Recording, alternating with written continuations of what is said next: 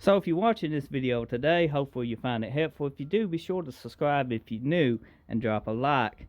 Leave a comment too. I enjoy hearing from you guys, especially if it's helpful.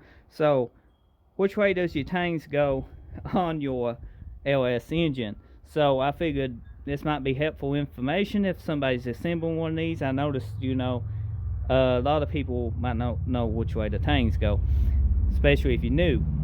So you got a number 5 here. So GM pretty well drilled 2 tangs on the number 1 and number 5 so I could use this on either side.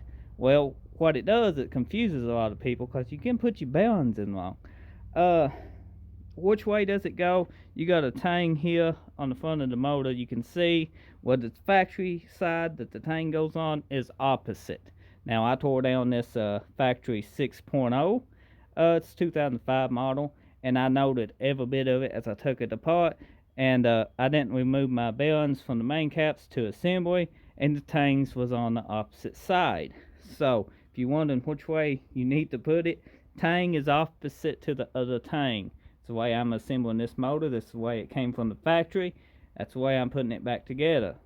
So this is a short video, but hopefully you find it super helpful. And if you want to see more content on my LS engine builds, check my playlist out on my channel, LS Engines. And pretty much check my channel out. Tons of content. I upload almost daily. Thank you for watching.